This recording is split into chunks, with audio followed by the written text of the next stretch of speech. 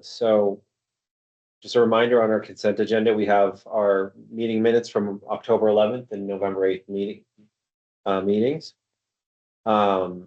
We are going to be spending 20 minutes with Gianna leading on a summary of the public comment that we received this year. So kind of one of the primary purposes for today's board meeting. After that, Nick and I will go through the interest income and a proposed usage for that interest income in the budgetary construct. Then we'll have 15 minutes for public comment, and then 25 minutes to allow us some time to talk through the draft FY26 budget. And then if all goes well, we'll be able to adopt the budget. We have a draft motion there. And then as well, a draft motion on proposing to repeal the sunset on the property transfer tax, the clean water surcharge. And then, of course, we'll go into wrap up next steps to prepare for our meeting in February. So unless there are any questions, I don't know if my current view allows much for seeing if any hands go up. I'll turn it over to Gianna and Colleen, sorry. Yeah, thanks, Doug. I'm actually going to start us off today. I think Emily has some slides for us to share. So I'm going to start talking about the responsiveness summary, which was a compilation of some of the comments that we got during the public comment period. So this starts on page 5 of your meeting materials for today. Highlighted in yellow are some of the sections that we're proposing changes on. And the changes have 2 main effects. The first being a total increase for the budget recommendation. And the second is a redistribution of the tiers across the proposed change. So these proposals are first that tier 1 will change from 70 to 67% of the total budget.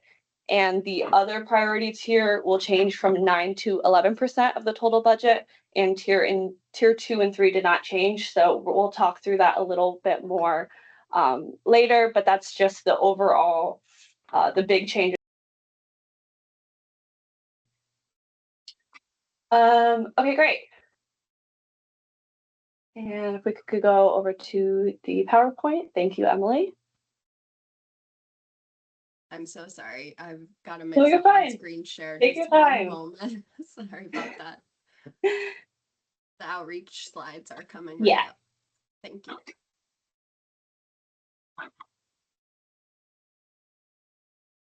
Okay, great. So this beginning section should feel pretty familiar to everybody. We recently finished our public comment period, which was about a month, where the public had time to tell us feedback about the budget. So that was 3 main ways that they could do it: through the questionnaire, through written submission to our email, and at the public hearing, which was in November. Next slide, please. So because we had such low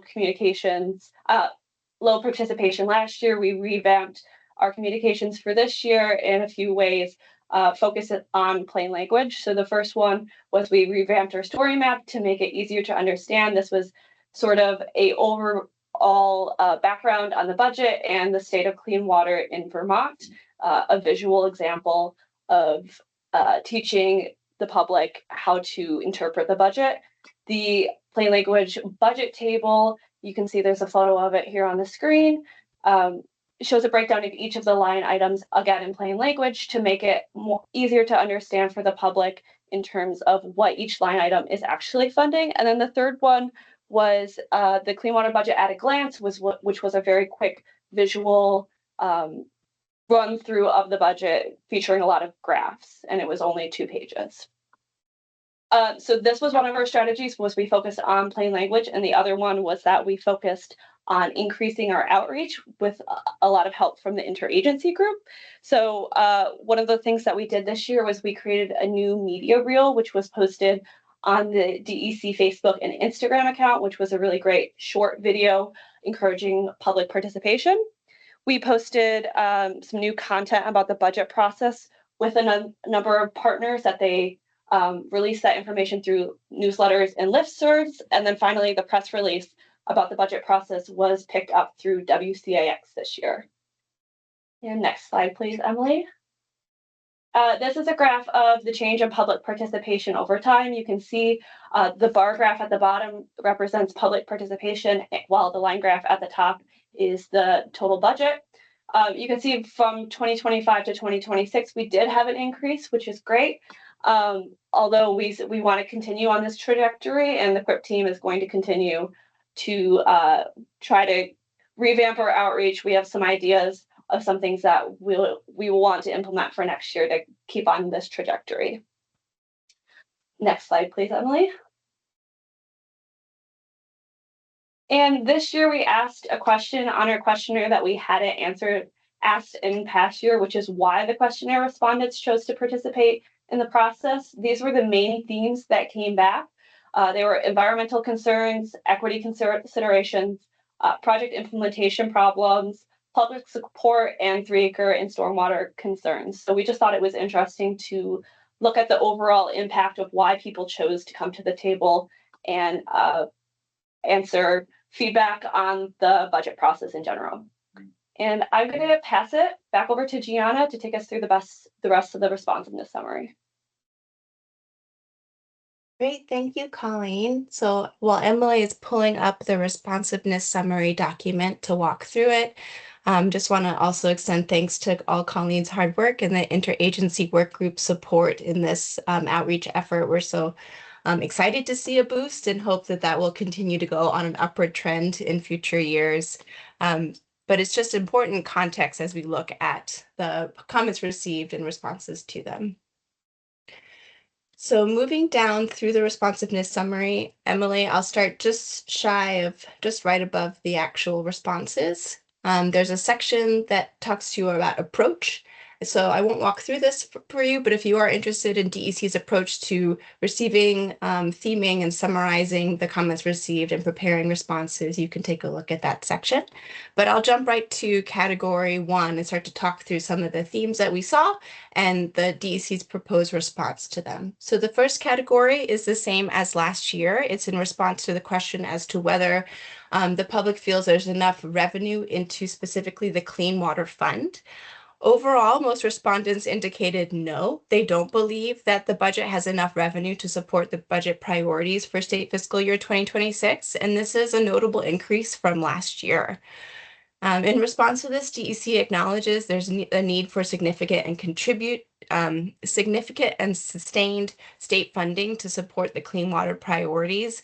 And at the same time, when zooming out and looking at the full clean water budget, the size is really in line with the state's statutory commitment to support the Clean Water Initiative in the range of $50 to $60 million a year when you account for the other state clean water investments that occur outside the clean water budget. At the same time, to maintain this level of effort, ANR and DEC recommend maintaining the existing Clean Water Fund revenues. So right now, one of those revenue sources is deemed to sunset the property transfer tax clean water surcharge. So a sunset repeal is being proposed for consideration by ANR in the upcoming legislative session, and more will be discussed on that topic at the agenda for today. So in response to this, no budget changes proposed. Under category 2, there were a series of questions in the questionnaire that asked about the distribution of funds across the priority tiers, and most respondents answered either unsure or no. Unsure could indicate folks not being familiar with what the tiering means. That sort of mirrors some of the narrative feedback we received, asking for more definition and explanation of tiering. No could indicate that respondents either didn't agree with which activities fell in each tier or how the board distributed funding across the tiers. Which activities fall in each tier really fall back onto statute and the statutory requirements for what should be prioritized. And the board has really followed this practice of interpreting that tiering to distribute the funds by a 60-30-10 spread. So considering both of that, no budget change is really proposed to some of that feedback this year. Moving on to category 3, there were several requests across a range of line items asking for a funding increase.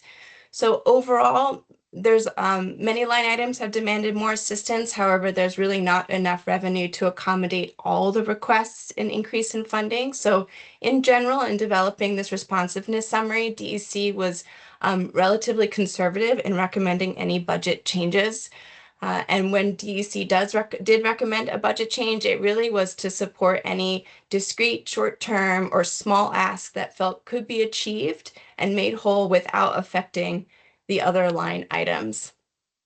So with that in mind, starting with the first one, the line 1.2, or basin planning, or also known as tactical basin planning, there was a request to boost that and up to 900,000.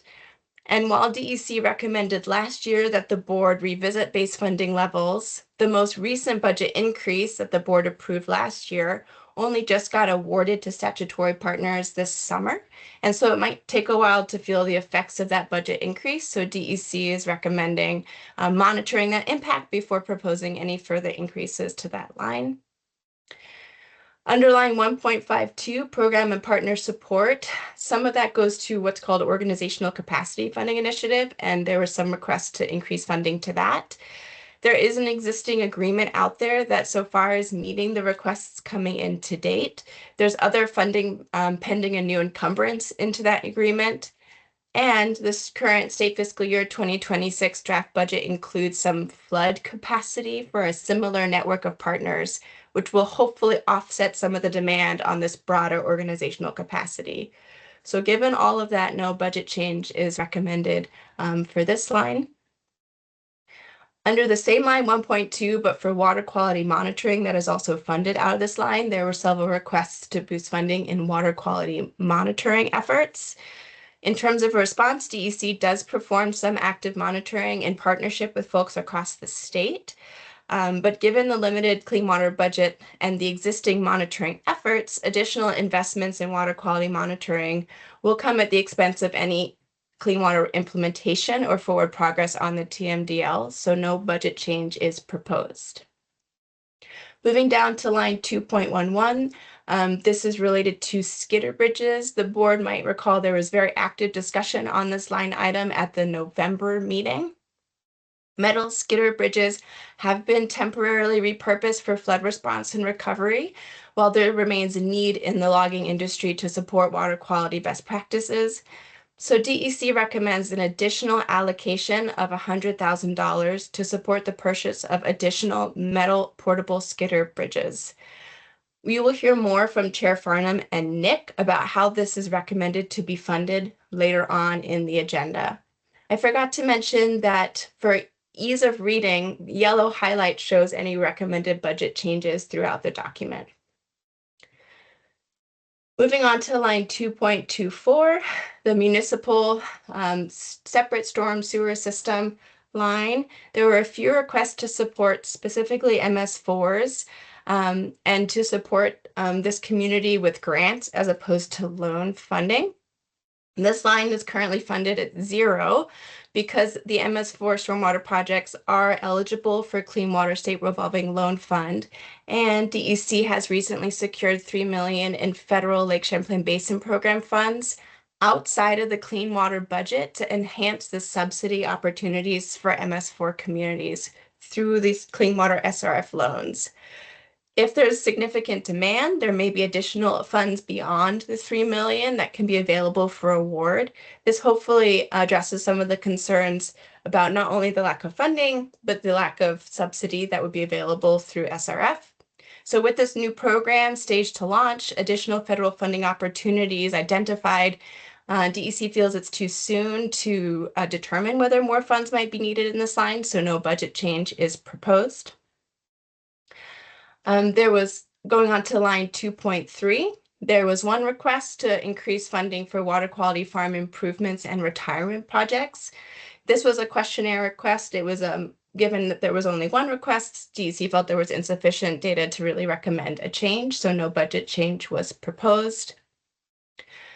Moving on to line 3.1, The most consistent comment received was on requesting additional funding assistance for 3-acre sites, specifically for this line item in Tier 3 that supports privately owned 3-acre sites. In terms of a response, DEC says there's roughly $27 million in American Rescue Plan Act dollars, or ARPA, that was offered to support compliance, but significant additional financial assistance is needed that the clean water budget cannot singularly support nor sustain. So the Clean Water Budget draft for state fiscal year 2026 proposes seed funding to pilot a financing program, and the proposed revolving structure is intended to be self-sustaining, which allows these dollars to continue to offer financial assistance for projects over time. This will hopefully alleviate demand on the clean water budget for these regulatory clean water projects, which are a lower priority by statute. So at this time, granting and loan forgiveness are not under consideration because the dollars are so limited. The proposed budget is trying to maximize investment in this line item while still maintaining the budget distribution across the tiers as determined by statute. DEC acknowledges, however, additional resources are likely needed to provide the level of financial support that communities and landowners may need to comply with this permit. And DEC will begin by identifying clean water state revolving loan funds that may complement and amplify the Clean Water Fund investment. Given all of that, no budget change is proposed for this line item.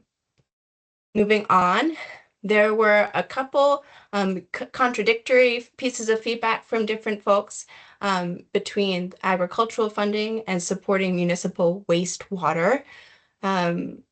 So given that the DEC recommends no budget change here, not only was it sort of contradictory to each other, but in general, the statute directs the board to fund agricultural clean water above as a first priority above municipal wastewater.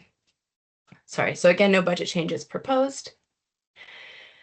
There was some comment requesting increased investment in the contingency reserve, and this responsiveness summary provides a brief background on that and links to the contingency reserve guidelines. And the reasoning behind this was the climate change causing higher risk of project loss. So DEC does acknowledge that climate change may increase the risk of project losses. However, DEC and partners are actively enhancing project identification, development, and design best practices to increase resilience of projects and reduce the risk of loss. At the same time, the board has yet to receive any reports of project loss from the clean water service providers under the Water Quality Restoration Formula Grant Program. That's the grant program that can tap into the contingency reserve. Therefore, it's insufficient data right now to justify an increase in funding for this line, so no budget change is proposed. So those are all the requests for specific line item boosts. Moving on to category 4, there were requests to at least maintain the proposed level of funding for certain line items. And they're listed here in the response for you to look at, but the short answer is we did maintain those. So no budget changes proposed. Moving on to category 5. This category is about the Lake Carmi alum treatment feasibility study and application. There was slightly mixed feedback from the Lake Carmi community, some thanking the board for prior investments in the space and some urging continued and sustained investment in the alum treatment. In terms of a response here, the DEC did recently learn of an additional $550,000 funding gap for the alum treatment on Lake Carmi. This could potentially be filled with federal dollars, but the timing of those federal dollars is uncertain. So given the recent uncertainty in the timeline of this and the turnover of the federal administration, DEC is proposing a contingent appropriation to fill this gap of $550,000. Any portion of the funds not needed, should the federal funding be available, will be used for other line 2.4 purposes. This includes the 3-acre regulatory compliance and logging equipment financing initiative. So like the Skidder Bridge, you'll hear more on how this is proposed to be funded in just a little bit. Moving on to category 6. There were requests to support items that fell outside of existing line items. Line items listed in the Clean Water budget must align with statutory priorities of the Clean Water Fund, which is generally intended to target water quality improvements.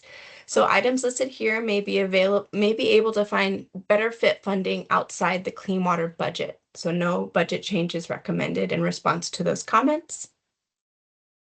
Category 6 were a collection of feedback around tiering and project prioritization.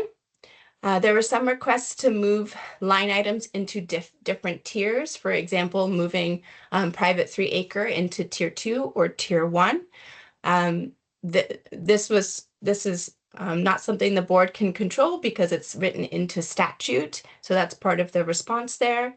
Additionally, there was some feedback about how the board should prioritize specific projects, like targeting most cost-effective projects or larger scale projects. And again, the response speaks to the board not necessarily allocating funds at the project level, but at the program and funding initiative level, but also acknowledging that programs do strive to target prioritized projects that achieve the greatest water quality gain for the investment. No budget changes proposed. There was a singular comment, but an important one about geographic distribution of funding. This current year, as Colleen had pointed out, DEC tried to create a plain language budget table that provided more transparency of where the funds are available across each line item. And this response provides more information about prior investments statewide and highlights that there are some statutory drivers that really push more investment into Lake Champlain and Lake Memphremagog. So given all of that, no budget change is proposed in response. Category 9, there were a couple questions asking about the results of all these clean water investments, as well as making recommendations on how to track and report on these results. The response here points to the Clean Water Initiative Annual Performance Report and the interactive dashboard for folks who would like to learn more about the outcomes of all these investments over the years. Similar to the request above to fund more water quality monitoring, it's included under here because there was a lot of commentary on the approach to tracking TMDL progress. Generally falls outside the board purview. There may be alternative and more suitable avenues for this comment, which includes the tactical basin planning processes that solicit public comment, as well as the regular cycle of updates to the phosphorus accounting SOPs. So no budget changes proposed in response to those. Category 10, there were general comments related to funding program design and administration. There's a lot listed here. The board is welcome to review responses, but generally this fell outside the board's budgeting purview, so no budget change is proposed in response to those. Similarly, category 11, there were several comments related to regulations, enforcement, outside of the board purview, so welcome to review this, but no budget changes proposed in response to those comments. Category 12, there was some feedback on the public comment process and materials, and DEC much appreciates and agrees with the recommendations and will continue to try and make improvements next year. And then to wrap up, this is really leading into the next item on today's agenda. And you'll hear much more detail on this shortly, but the board asked about projecting and budgeting for future interest income, and Chair Farnham offered to bring a proposal back to the board. So category 13 is really this proposal. The Agency of Administration did a projection on future interest income, and this new interest income is the source of funding that will support those two other small items that you've heard about, the skidder bridges and the Lake Carmi alum treatment. And that's why the total budget being proposed is also increased from the draft that you've seen in October and November. The remainder of this sort of new money is proposed to be used as match administered by the Agency of Administration. And this is a new line item that can operate as needed, is intended to be flexible and able to respond to any downturns in interest revenue. So given the volatility of projecting interest income, it's not recommended to allocate towards line items that rely on a more predictable funding amount. So with that, I will pass it on to Chair Farnham and Nick for the next part of the agenda. Thank you, Gianna. You want to start us off, Nick? Sure. Yeah, thanks, Doug. And thanks, Gianna. I think I can keep my comments fairly brief. I mean, you stole the bulk of the thunder there. For folks that are maybe new to the board meetings or board members that weren't here last time, thank you, Emily, for pulling that up. Just a quick reminder of the context here. If you go back a couple fiscal years, the Clean Water Fund is set up like many special funds in state government, such that the interest earned on the fund balance accrues back to the fund rather than getting swept to the general fund, which is sort of the default case. That has not been a significant source of funds. If you go back, I think FY22, we got under $100,000 in interest, and that's due to a variety of factors. And then before that, it was even less, right? So mostly we have not had a significant fund balance in the Clean Water Fund historically. And of course, the interest rate environment has changed pretty dramatically throughout the course of the pandemic. So if you look at this is the current most recent operating statement for the Clean Water Fund. The white column, folks will remember, those are actual results from FY24. The mouse flitting around there is highlighting the fact that in FY24, we banked $2.5 million in interest income on the Clean Water Fund, which is a pretty significant amount of funding if you take that in the context of a 25 to now proposed $29 million budget. So board members have commented on this in meetings in the past. This has been something we've thought about, I think, as a group. Generally, there are some concerns, I think, with budgeting interest revenue moving forward. That's a pretty volatile source of income and dependent on a number of variables, like what the Federal Reserve decides to do with interest rates, which in turn relies a lot on what happens with the economy writ large. But that being said, I think the point has been made, and especially following up on Gianna's very thorough review of all the public comment we've received, right? These dollars are desperately needed.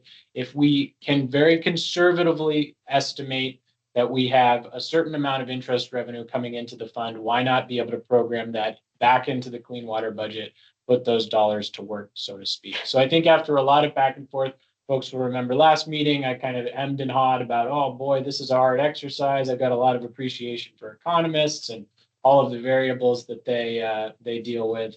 I got some intellectual backup. I met with Chair Farnham and Secretary Moore and folks at DEC and some of her team. And so the Brain Trust kind of got together in the interim between last meeting and now and worked through some of those variables.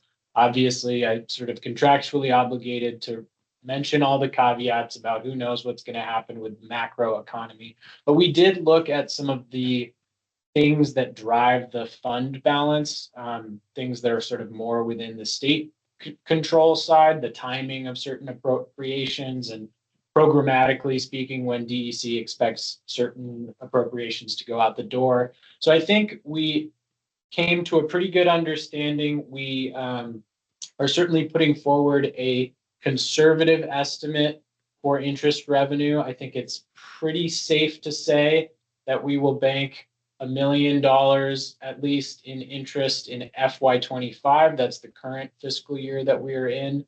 And then based on the spend down of prior appropriations and potential actions on the federal level, I think it's safe to say that interest income will diminish over time. So you can see there $500,000 that we're booking in FY26.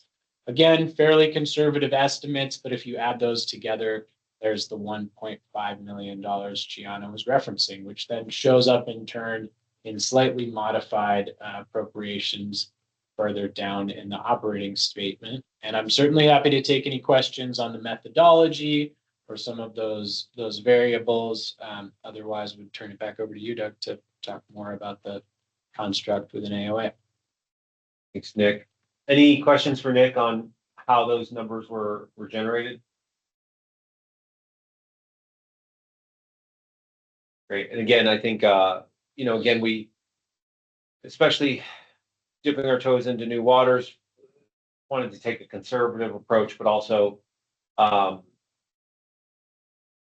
take the opportunity to move some money a little bit faster and not necessarily wait for the actuals to be finalized before building it into the next year's budget. But to go through those three proposed uses of that 1.5 million in the FY26 budget. So 100,000 for those skidder bridges.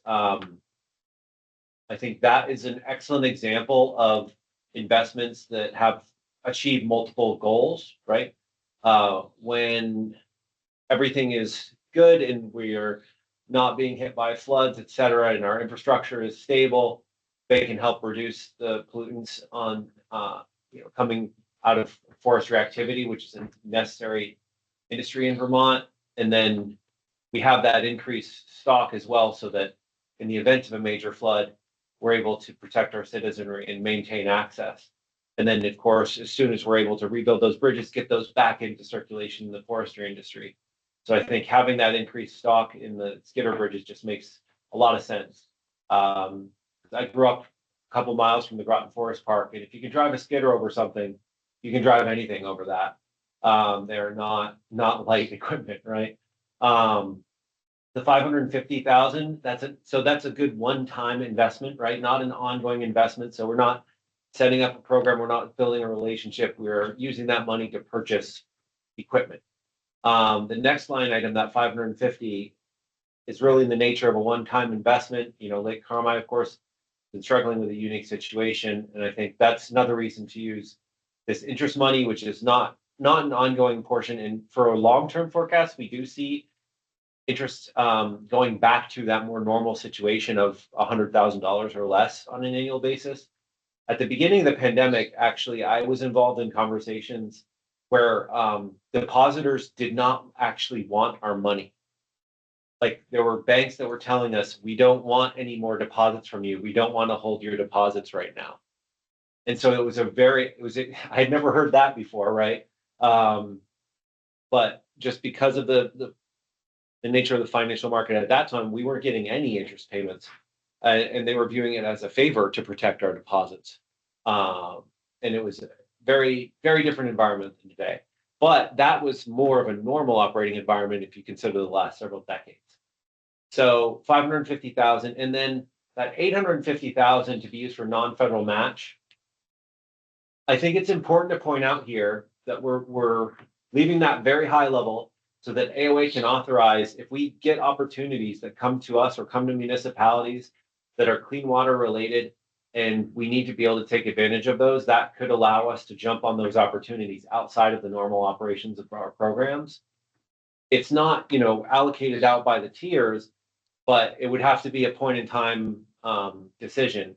And that would also allow me to work with finance and management, check the interest income in the fund, check the fund balance at the point in time, and then make a decision about whether or not we have the money to use as cost share at that point in time, and we can take on that extra activity.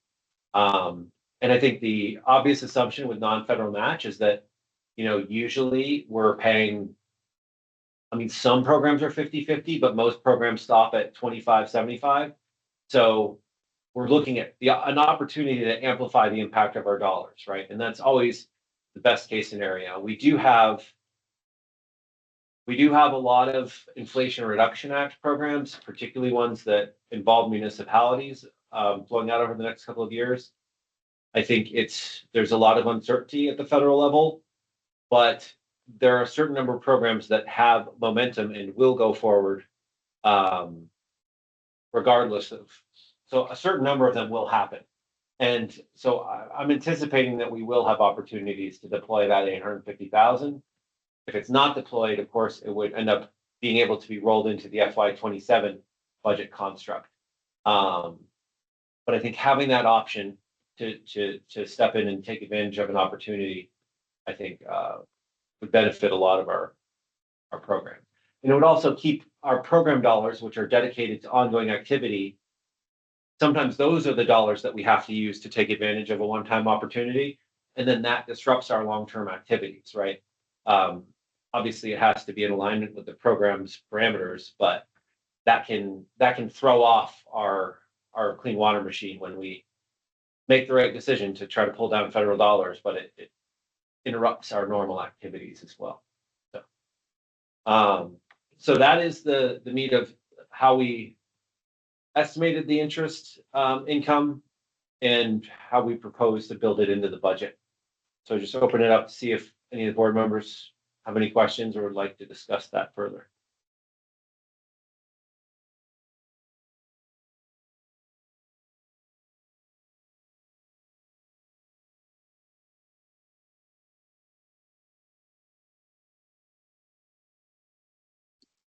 I guess I have a quick question. Go ahead, Chad. Just, will we have, the board have, the opportunity to choose who gets these non-matching funds? So that's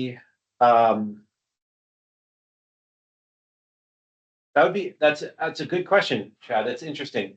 So the way we have it proposed right now is consistent with how we approach the clean water budget process in general, right? We construct the budget and then we have the programs administer those. In this case, with the non-federal share, I proposed AOA as the programmatic lead for that non-federal share. The main reason I propose that is just from my perspective where I sit. AOA is overseeing all of the ARPA state fiscal recovery funding, involved in a lot of the federal matching and lining up different opportunities. I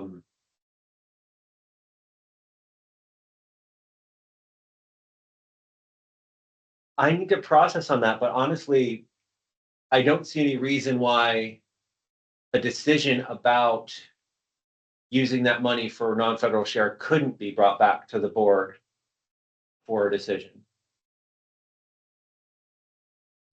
I'm not sure we want to be in the business of that either, but I just didn't know if that was being considered.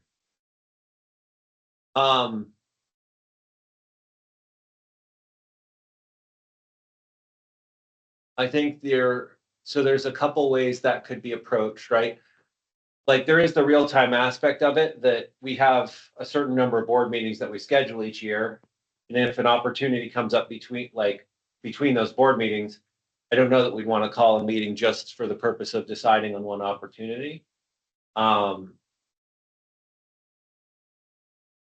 mean, I'd certainly be happy to report back to the board on the use of those funds, particularly since it's a new use. At any board meeting, we could sync back up on how if any of that was deployed for non-federal share and what the projects were that it went to support.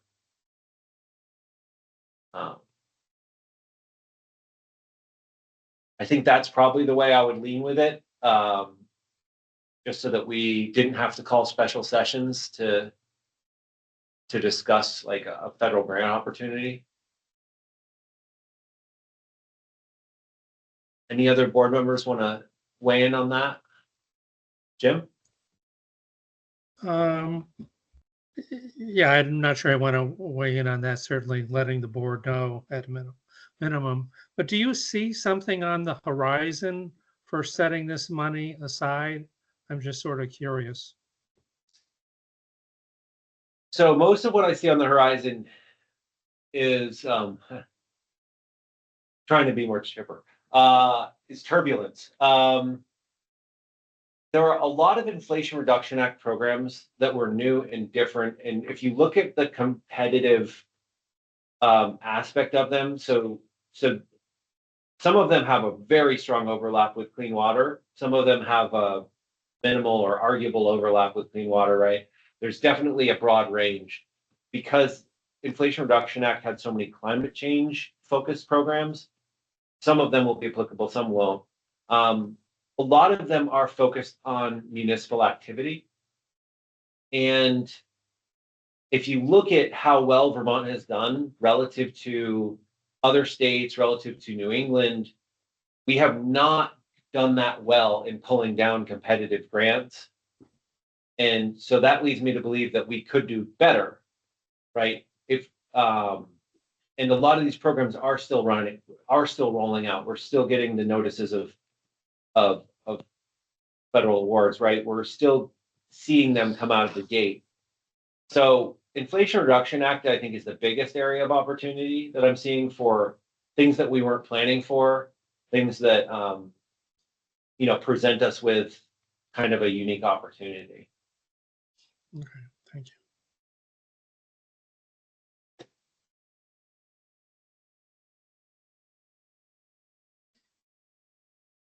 Chair Brennan, we do have a block of time for some further board discussion. Should more questions arise there, I can flag that just right after public comment, if that makes sense. Yes. Yeah, let's move into the public comment section. Okay, great. So we have about 6 minutes. Perhaps we could move that over to 10 for some public comment. We have 4 folks who had signed up ahead of time, so we'll call names in order of those who signed up. And if there's any time remaining after that, we can open the floor to other public comment. And we just ask that folks please try to keep it to 2 minutes each. And so to start, I will call Dana Doran.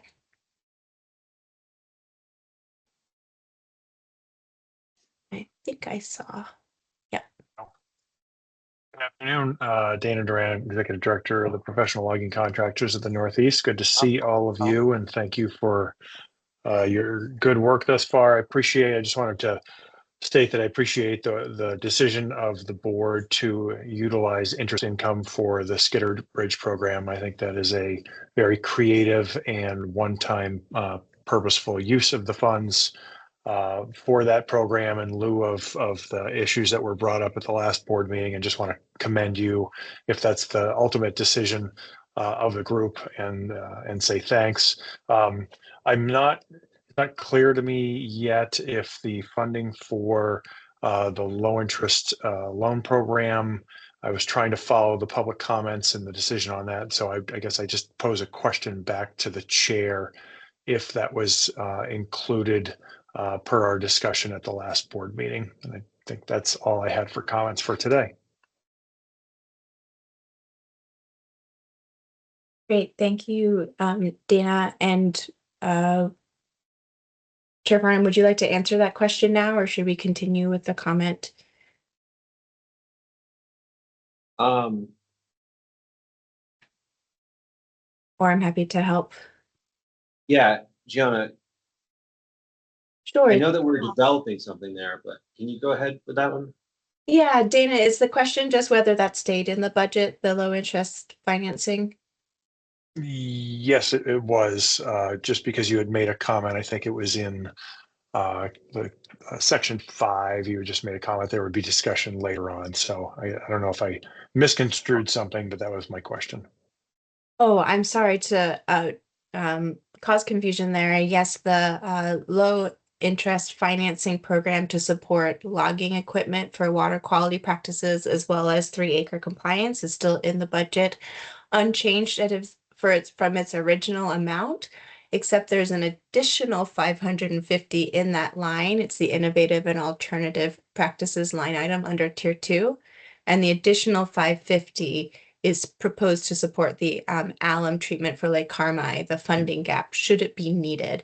If it's not needed, federal dollars are available on the right timeline, then that will go to support the low interest loan financing. I hope that answered that question. It does. Thank you very much. Appreciate it. Great, thank you. Next on the list of commenters is Zach Porter.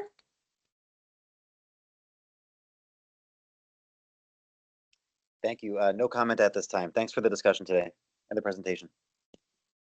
Great, thank you, Zach. Next on the list, I see Liz Curry, but I'm not sure if I see Liz in attendance.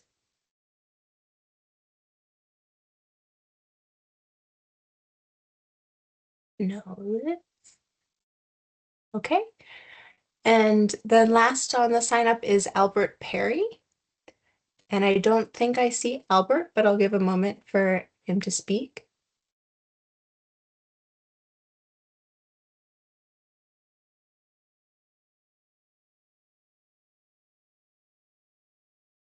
Okay. Well, that wraps up those who have signed up ahead of time. We'll now open the floor to anyone else who would like to provide any public comment. If you could please use the raise hand function, and we'll call on you to unmute.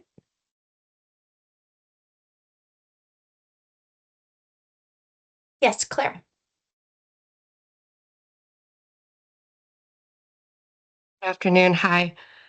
Claire Ireland. I work with the Vermont Association of Conservation Districts, and I submitted the comment with the request to increase the line item that supports the tactical basin planning process. I really appreciate the board's consideration of that request and the additional $100,000 that went into that request for fiscal year for the current fiscal year. I did want to provide a little bit of additional information about how that request was developed. Last year, when we came to the board with a request to increase that line item, we worked in collaboration with the RPCs and the watershed groups to really take a look at the increase in costs over time since that line item was last updated. It was flat budgeted for many years. And so we took a look at the inflation over that time period, as well as the addition of other statutory responsibilities like participation in the Basin Water Quality Councils and how much time that was taking our members to really fully participate in. This year, when we made our request, we considered that previous work as well as soliciting anecdotal, just anecdotes from our districts about existing unmet needs under the current FY25 budget. So we do believe that there are existing needs. Some of our districts are, not fully funded under this grant and believe that there could be a lot more work done. Some have been requested to do more work and have had to say essentially no for lack of funding. In addition to that, we are concerned that this line item does primarily support staffing time, and we're seeing increasing costs to staffing. It's pretty significant this year, particularly with healthcare costs rising at 20 to 30%. So while we appreciate there's a lot of, conflicting competing needs under this budget, we would really appreciate any increase to this line item since we believe that flat budgeting it will result in a reduction in work over time just due to the nature of rising costs. So thank you for your consideration. Thank you, Claire. There's a comment in the chat for the board as well from John Costa, thanking the board for past and continued support addressing cyanobacteria blooms on Lake Carmine. And we may have time for one more comment if there's any other raised hands.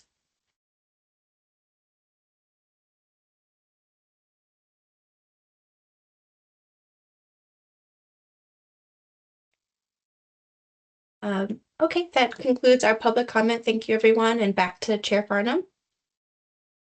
Thank you, Deanna. So we might have covered a lot of this ground already, but first open up for board members. Anything like to talk about the responses to public comment that were summarized, the responsiveness summary?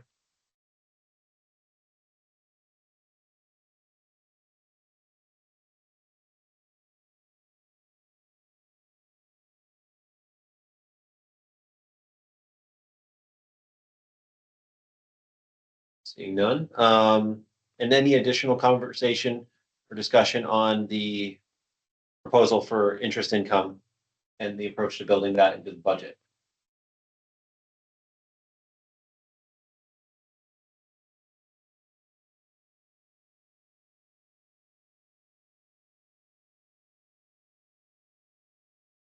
Right. I think since we did catch up on the agenda there a little bit,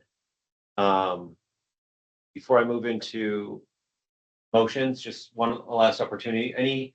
Any discussion topics related to the budget, the responsiveness, anything that we want to raise right now? Bob? Like you're Yeah, getting back thanks. on before Jim.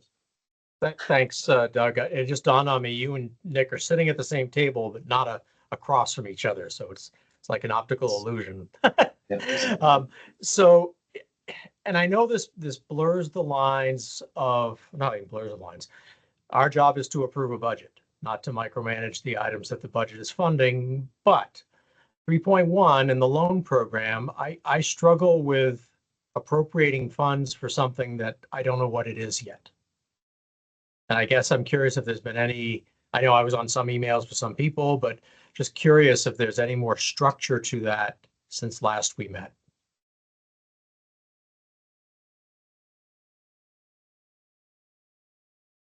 Trying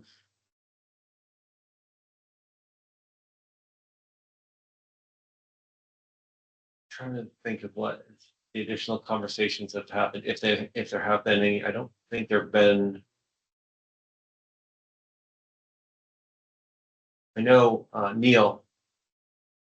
Can you respond Sure, to that? Doug, Yeah. I can speak to this a little bit if you'd like, Bob, if you'd like. Please. So, understanding and appreciating your questions, they're good ones. And without kind of jumping into the details they have to do with, you know, setting up a loan fund, repayment provisions and underwriting provisions, like ultimately who guarantees those loans. And there's a lot of program development that we would need to do in order to finalize that. But I also want you to know that internally, the team has discussed it quite a bit, both years ago when we tried to stand this up the first time, and then the ARPA train came to town and just sort of displaced the need for it, right? And so now here we are again, and we're looking at a horizon where our ARPA funds are now obligated out and are going to be used to cover costs for those owners. There's a tremendous amount of energy in this space, obviously, in the General Assembly coming up this year.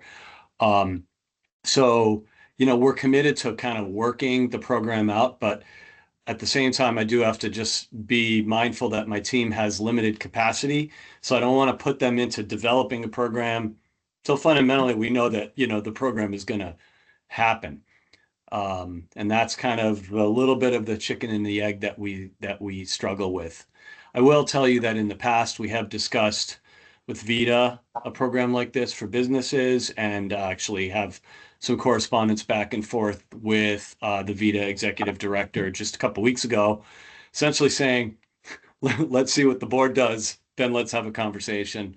So, you know, those things are staging up. We've discussed with the State Revolving Loan Fund manager, Patrick Monks, as well. You've met him before, about how we might be able to plus up some of the funds with SRF funds. So there's a lot there to do, but it's not like we didn't do anything yet, if that's helpful. And wasn't suggesting that, I guess. Understood. You know, Yeah. from my world, the feedback I get is if I'm a commercial property owner of one of these big parcels, what's the incentive for me to do this? And you know, one has to guess longer term, generous rate, something. But so again, I know it blurs the lines of this board's role, but I wanted to raise that. I do want to just plus up what you said about generous rates. You know, we are able, using financing like this, to create a structure where there can be particularly advantageous rates. And that was the death knell of it before, is there wasn't enough delta between, you know, 0% interest and what the bank could lend at and make it advantageous. Okay, thank you.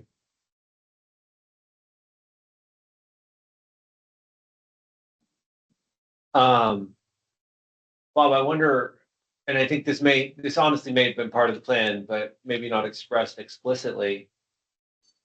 It's similar to, you know, what we're proposing around non-federal share. If we put this on the agenda of a future board meeting as a report back and a progress update, would that help with, yes. Okay. That's appreciated. Thank you. Great. Jim? Yeah, I share Bob's concerns, as well as Dana, that you can't really find this anyplace in the budget. I know last time we talked about reaching out to the treasurer and the banks on their response to this, and wondered if there was any follow-up to that. I'll go ahead and take that. Again, Jim, just sort of respecting the kind of chicken and egg situation that we're in. We haven't advanced those conversations, wanted to see whether there was reality to this, whether this was palatable to the board or not. The one thing that I can kind of report is in a parallel universe, there's going to be a lot of pressure for 3-acre funding, and that was definitely something that was very bright in the public comment. So it's going to be on people's minds, and I expect to be sitting in some warm seats talking about it later in the winter. I know that's not entirely satisfying too, so I respect that. Right, and I know you mentioned the challenge of staffing to bring up something this complicated. And I know Director Pearson also raised that in his memo in February, that he said there were serious capacity issues within DEC, WID, and CWSR to bring this up with current staff.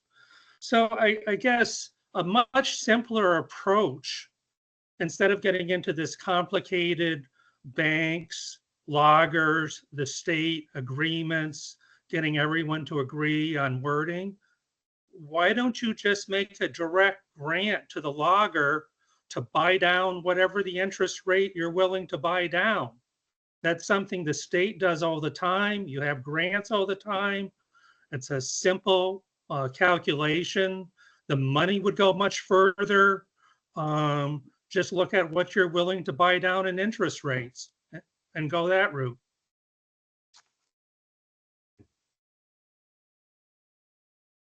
I'm not sure if Oliver is here to speak. Oh yeah, Oliver. Yeah, thanks, Neil, and thanks, Chair. I'll be very brief. Jim, I certainly remember discussing with you that we would have to identify staffing to implement the program on behalf of FPR. I do not recall using the term serious capacity challenges for either DEC or FPR. I do recognize that with anything new, we have to figure out how we're going to staff it and implement it. But we have a watershed forestry program that is in the business of working with loggers to provide rent to own equipment, loan, and other types of financial mechanisms. And this is something that I think we could take on should this program be stood up.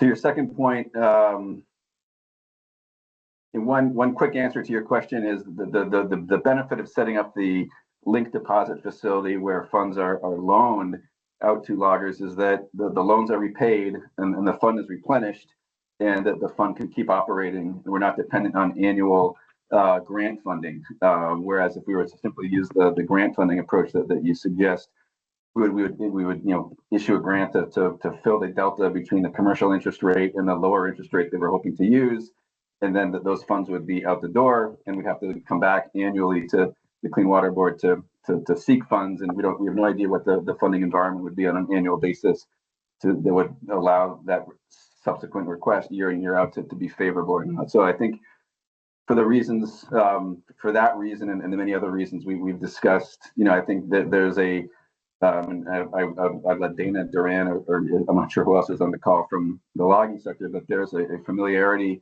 within the commercial logging contractors with working with banks to seek financing for equipment and to be able to set that up in a manner with an advantageous interest rate. Not only is more familiar to that individual, that group of professionals, but also would set up the mechanism so that it would be sustainable and maintained over the long term. I'll stop there. Thanks for the opportunity to comment.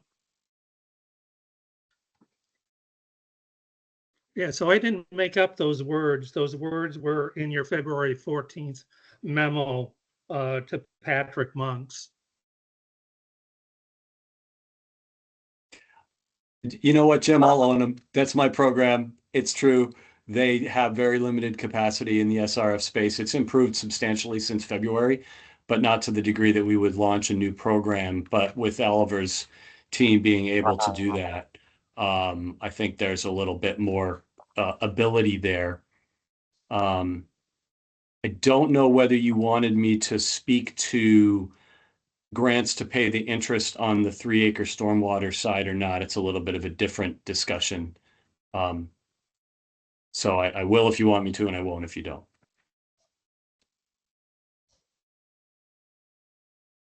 Yeah, Neil, I if think, you're, I think Bob and I were just asking questions about whether there was any meat on the logger loan proposal. Fair enough. I might I just see add Emily's that- hand go up. Oh, yeah, thank you. I think that the memo written in February of last year was really based on using the Clean Water SRF as the primary source for a linked deposit program for logging equipment. And so that was the capacity constraint at the time. We would be proposing using Clean Water Fund dollars to support that. And so that frees up some additional programmatic abilities for other teams to plug in and support that. So I just wanted to clarify that piece.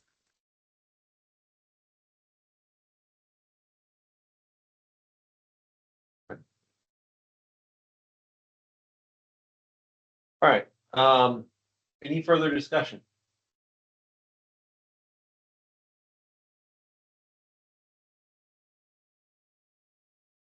All right. Seeing none, I'd like to move on to item 6.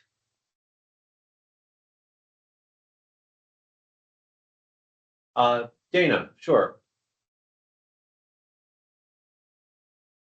Oh, See your thank you, Chair comment. Farman. Yeah. Yeah, I didn't want to insert myself unless if it was needed. I just adding to something that Director Pearson has brought up. So, our group has significant experience with a linked deposit program in the state of Maine that's been around since 2007.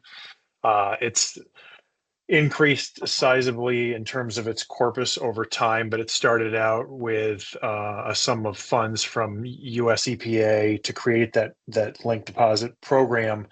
It started out at about $3 million. It's risen now, it's up to about $12 million.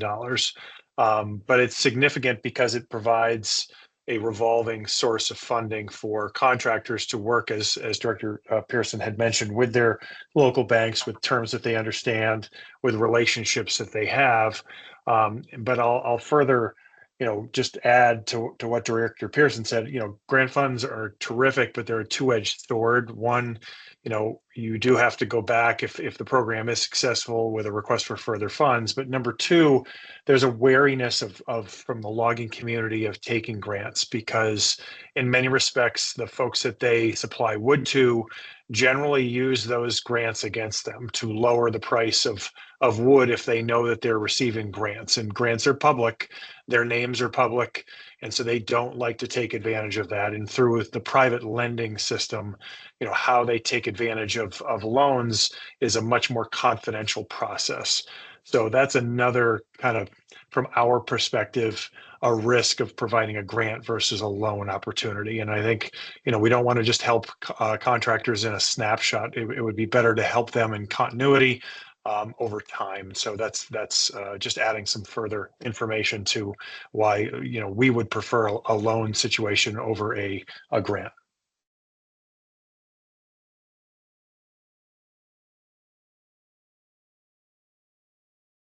I would say that's also an interesting piece of information, because in almost every other context, if the choice is between a grant and a loan, people usually prefer the grant, right? But I can see that I can understand the dynamics you're talking about, Dana, and why a loan might fit in culturally better. All right.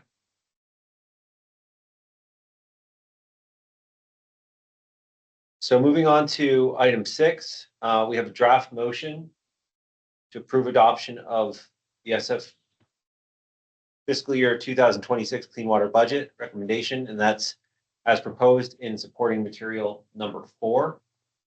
And that incorporates all of the changes that we've discussed today. It does not incorporate the notification steps that we talked about for the interest for the non-federal share.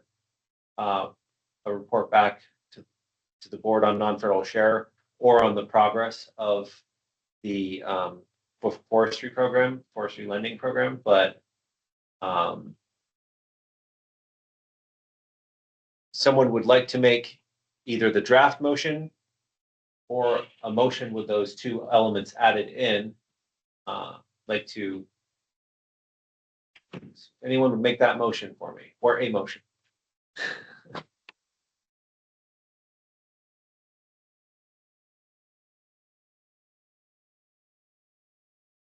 Doug, can you restate what those two additional elements were again? I guess I'm not 100% clear on what you're proposing. I honestly, so the draft motion as written is to approve adoption of the state fiscal year 2026 clean water budget recommendation as proposed in supporting material number 4. So that includes all of the financials that we have discussed today. The two elements that could be added to that draft motion. Oh, here we go. I think Emily or Gianna might have just put something in chat for me. And so to add, with reporting back to the board on uses of non-federal match share and progress on forestry lending program, I think that would address two of the areas where the board needs additional information as we move forward.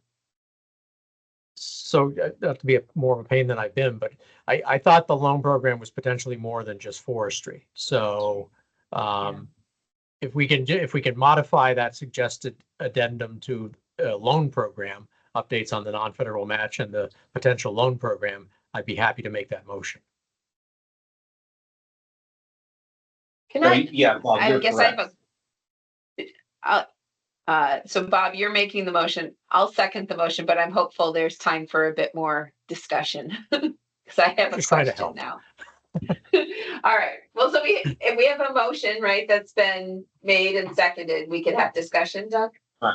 Yes, discussion on the motion. So my question is really like what we're acting to do here is to adopt our budget. Does it make sense as part of adopting a budget to include a report back requirement, or is this just kind of a note, something that needs to be in the minutes and something we will tend to at a future board meeting? It just seems like it's not really part of adopting the budget. And, I'm kind of envisioning this goes forward to the governor. He's not going to be that interested in the report backs to the board. Yeah, and I'm okay with drawing that extra language, Doug, and sticking to the language that was printed for a suggested motion on the agenda. Yeah, I think the report backs wouldn't be sent to the governor. So the extra clause in the motion would be internal action for the board.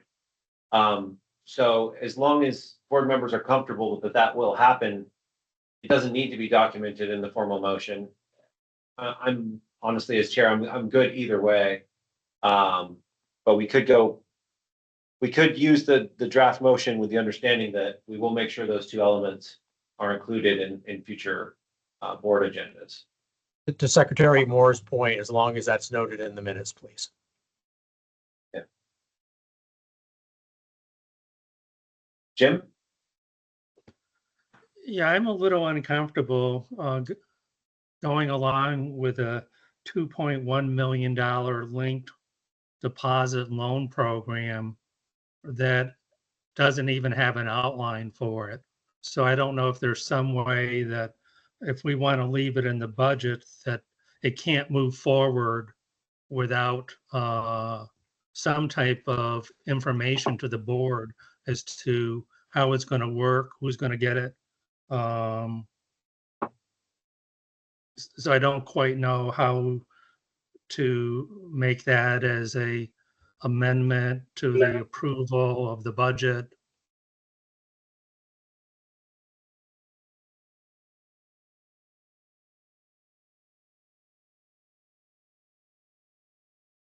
May I ask a follow-up question on that? There was the pilot financing concept that was shared as part of the materials for the November board meeting, and wondering if is that sufficient for providing a little bit more information on the intent there, Jim, or? I actually followed up on that, and I was referred to Maine and I got a bunch of statutes from Maine, a bunch of contract and grant agreements. It was pretty complicated. So I don't think just referencing a pilot program covers some of the issues that Bob and I were asking about.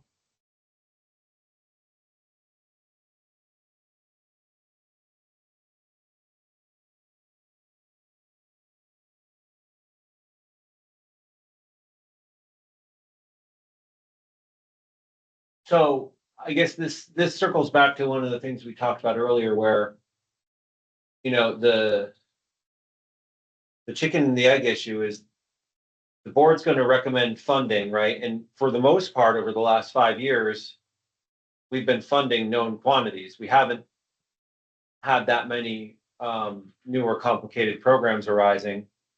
When I work with the legislature on launching new programs, the programs that fail are the ones that are overly prescribed and that everything is tried to nail down perfectly before the program is written into statute, right? When we build everything in up front, we inevitably fail because the administration needs flexibility in order to react to the reality and actually build the program in a way that makes sense. Which is why Neil hasn't had his staff, build everything out up front before actually trying to run the program. I think that the most I would be comfortable with is kind of like these informal report backs, but we wouldn't want to try to, because if we tried to say, okay, we'll recommend the budget to the governor, but before a program becomes law, then we need additional information at the board. That would be reinserting ourselves in the legislative process, where right now, as it's written, the board recommends the budget to the governor every year, and then the governor takes it from there and negotiates with the legislature, and everything goes in. And we honestly don't really have a role as a board once we kind of hand over the football. I think, especially since we're going to make a recommendation for FY27, it's in the program's best interest to always give us any information we want to know so that we'd be willing to, include them in the next year's budget recommendation. But I guess, Jim, I'm struggling with. I'm struggling with it because I personally feel like they have given us the concept. And yes, the programmatic details won't get built, but those actually won't get built until, A&R will probably do a bit more groundwork before the session, but you don't even want to do all of that building until you know that the legislature is going to support that line item as well.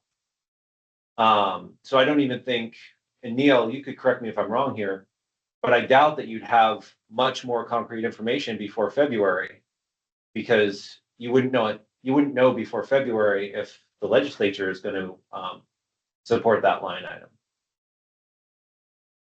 Yeah, thank you, Doug. Yeah, thank you. Appreciate that. And February even feels very early, and that's only because I have intimate knowledge of the processes that the team runs every year to support the board, and then to support reporting to the General Assembly, and then to support testimony in front of the General Assembly.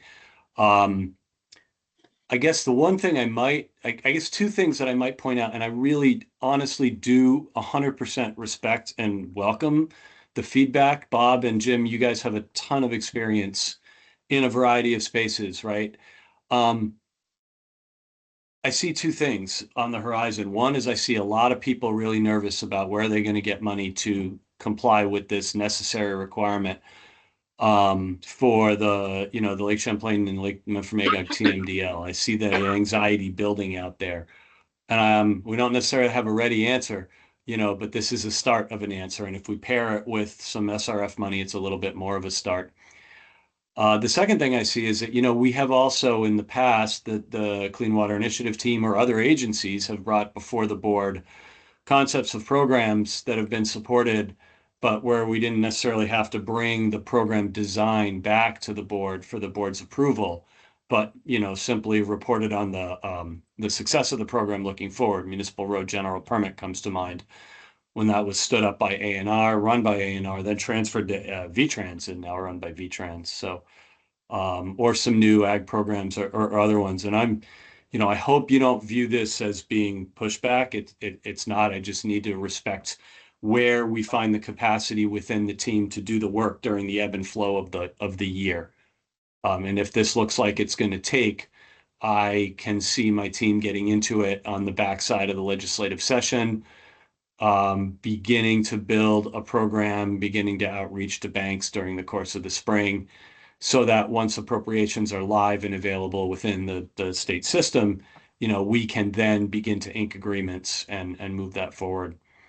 And Emily, I know your voice is just in terrible shape. You could just thumbs up if you're agreeing with me, or if not, maybe something in the chat. So that's really the timeline that we're seeing. It's a long-term funding problem to deal with the 3-acre financing. And, and I also recognize, having worked with Oliver and Dana for a couple of years on the potential that other program provides. So enough said. Bob? And just to belabor this for a few more minutes and totally understanding where Neil's coming from, it just puts us in a little bit of an awkward position. We're taking a leap of faith, recommending a budget to the governor and presumably to the legislature for a line item that we're not exactly sure what it looks like yet. We think we know the concept, but devil's in the details. So for me, obviously, I'm going to support this for all the right reasons, and trust that there'll be good information coming when it's available to us, and our input will be considered. Thanks.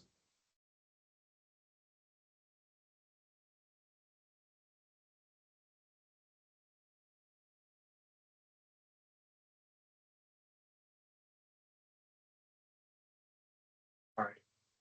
Any additional discussion?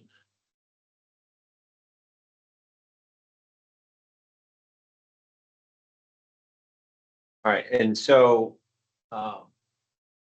the motion that was being discussed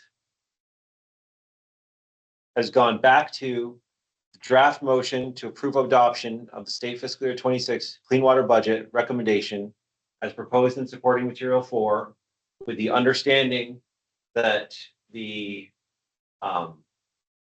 information will be provided back to the board on federal match and on progress on the potential loan program, that will be noted in the minutes of this meeting so that we don't lose track of it as we go forward. We did have a second there. Is that accurate, Bob? All right. All in favor, say aye. Aye. Aye. Aye. Aye. Opposed, say nay. The ayes have it.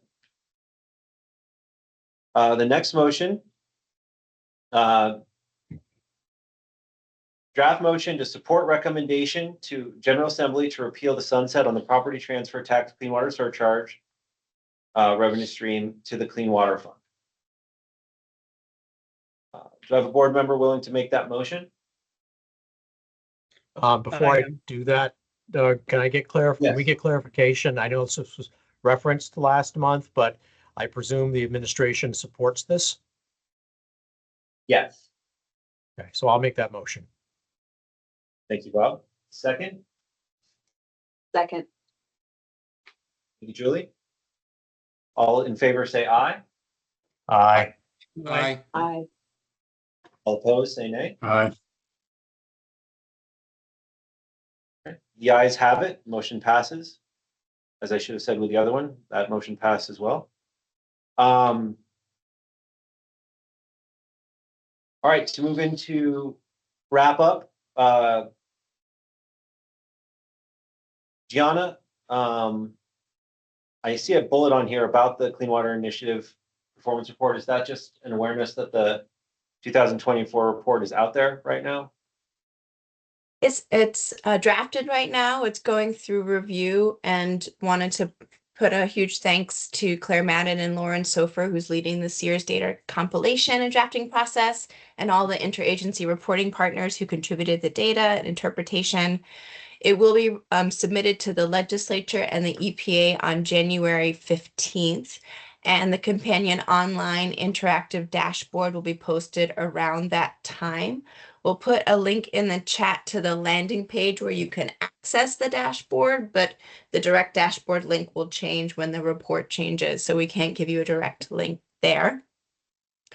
Just as a reminder, the US EPA uses the Clean Water Initiative Performance Report to evaluate our state's progress in implementing the Lake Champlain TMDL and the phosphorus reduction requirements, and we will share it with the board as well when it is available.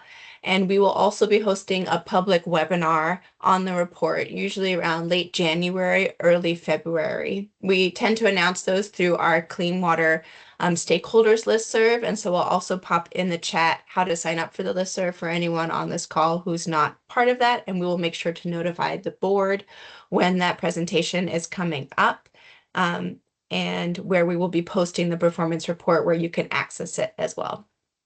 Those were the updates. Thank you, Chair Cronin. Fiona. And then we will, of course, have our meeting in February, primarily to review the fiscal year 26 GovRec budget and how it has incorporated the Clean Water Board's recommendation, and also to look at the operating statement and see how the economists' changes in January have flowed through to our financial situation. I honestly, as a former economist, a recovering economist, I guess, I would not want to be the one making forecasts right now. It's been a pretty volatile environment for the last 4 years, but it should be yet another interesting one. There is a high degree of uncertainty out there. I will say there are some bright spots where if the administration and the legislature can come together to find solutions for increasing our housing stock, which will help with our demographics problems, that will immediately also benefit our clean water finances. And I know that we're putting a huge amount of energy within the administration into housing as a priority. I think it'll be hopefully this is a year where we see some good progress in that area, and that could help our long-term financial forecast as well. So thank you all for attending the Clean Water Board meeting of December 3rd, and I don't know, I guess today I'll accept a motion to adjourn. Do that today. So moved. Have a second? Seconded. Thank you. All right. Yeah, anyway. Thank you, everybody, for attending. This meeting of the Clean Water Board is adjourned. Have a great day. Cheers, everyone. Thank you. Happy holidays Happy to you all. holidays, everyone. Bye.